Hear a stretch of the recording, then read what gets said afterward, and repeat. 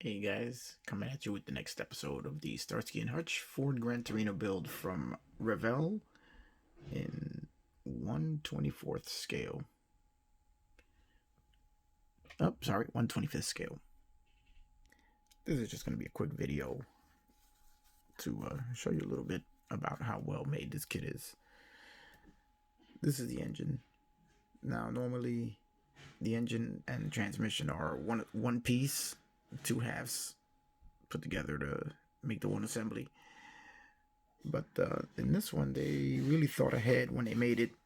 And the seam lines, if you like a realistic appearance, you have to seal and sand down the seam lines, as I'm in the process of doing here. So it all looks as if it's one part.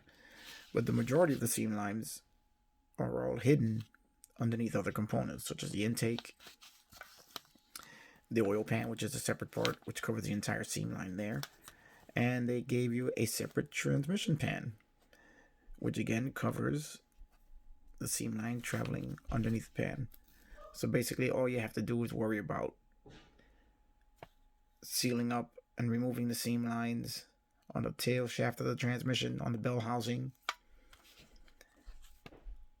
on the upper part of the bell housing, and the upper part of the tail shaft. Basically, that's it. Everything else is covered over by other components, which is a neat bit of engineering on their part.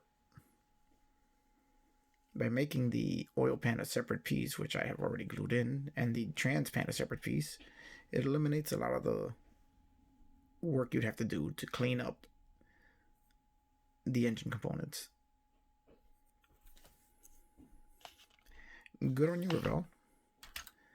As far as the body goes, as you're prepping the body, there are going to be quite a few mold lines which you're going to have to remove.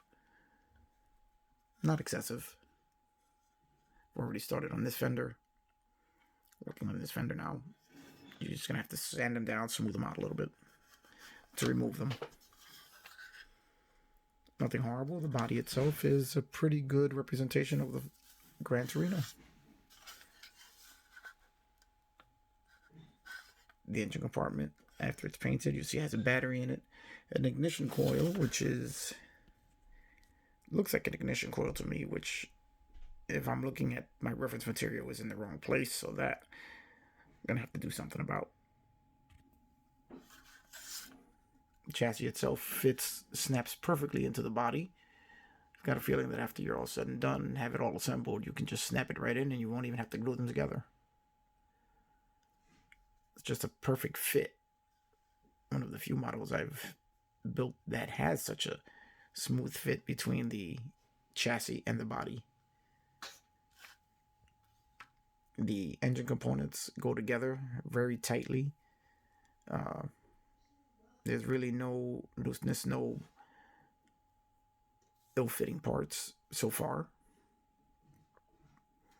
I gotta say, this is another Revell build that I'm very happy with. I built previously their Mazda RX-7, which was also very well engineered. All the parts went together really smoothly. And this one so far is starting out along those same lines. I would say, while the mold lines are not as crisp as some of the higher end makes like Tamiya or Bandai, they are very good. And the gap in quality is shrinking between them. This is a kit from 2015, I think. And